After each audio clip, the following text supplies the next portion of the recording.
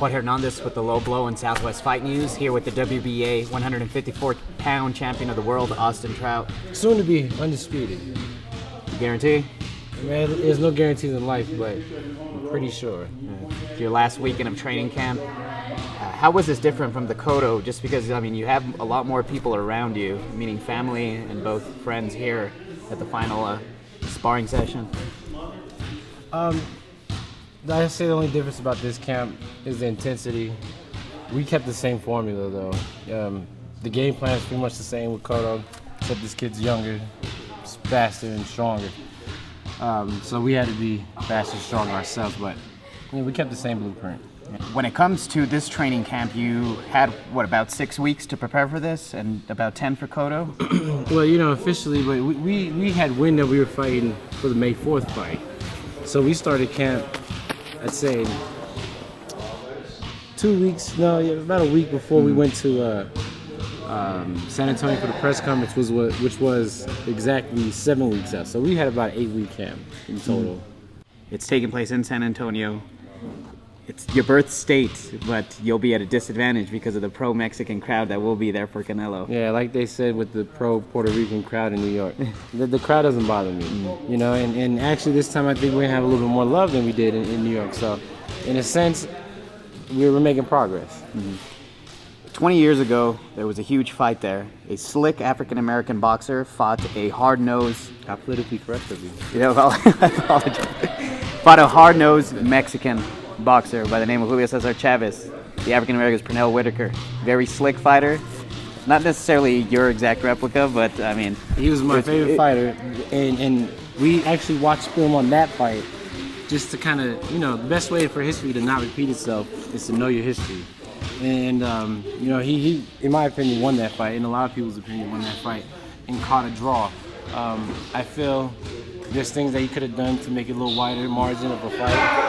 Like, for example, he didn't throw that left hand as much, and then, unlike Canelo, I have some pop on me. So, we're going to keep the game plan he had, but be a little bit more aggressive. Yeah. Now, that fight, the reason I brought it up is because a lot of people feel that, you might get at the raw end of the stick here like Pernell Whitaker did. It was one of the worst decisions of all time. He dominated the fight but got a draw out of it. Yeah. Are you worried about that? And if I said no, I'd be lying. But in a sense, I can't focus all my energy on things I can't change or I can't control. All I can do is control what's in the ring, what I'm doing in the ring. Yeah. And so, I'm going to execute and I'm going to perform. And if it goes to the judges, that's between them and God. If they want to give me a fair shake, then God bless them. If not, then they have to answer for what they do. Yeah. You recently brought up specific about negotiations in the contract of a rematch clause. The rematch clause is there for Canelo, not you. Yeah, well, that just shows the lack of confidence that the people that made the contract, Golden Boy, have in Canelo.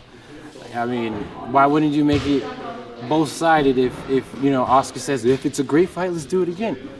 Only if one decision happens. Say when I win, if they even want the rematch, do it again. But if he wins, they're going to move on and forget about me, even if it's a good fight. That just shows a lack of confidence in his team. I don't know what that feels like, but I'm sure it's not very good for his psyche.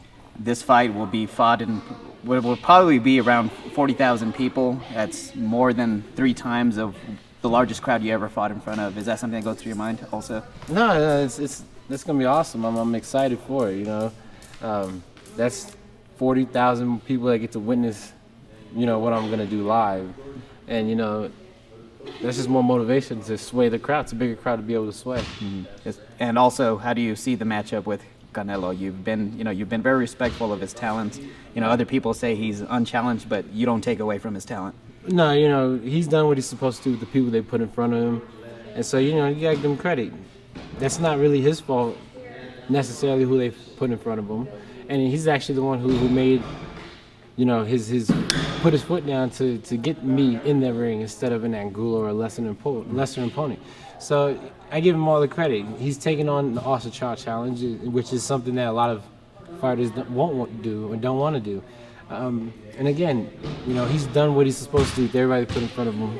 He's 40-0. He's got explosive power. He's got good speed. We can't take it lightly because he's fought lightly.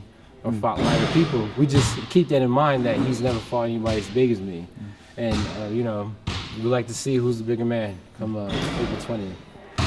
Talk to your people, man. Hey, I just want to, I'm going to talk to, I would give a major shout out to Jorge, Low Blow, Southwest Fight News. Y'all really putting in that work to represent for the Southwest. You know, we don't get much outlets and we don't get a lot of press. But, you know, this man has been going around the country. He's came to a lot of my fights. He's supporting Las Cruces, Albuquerque, Santa Fe, all New Mexico to the utmost. And I, for one, appreciate it from the deepest part of my heart.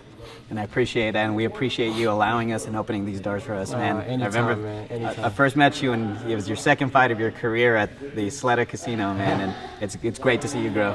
Thank you, man. Appreciate it, man. Awesome No Doubt Trout, ladies and gentlemen. We'll see you guys April 20th.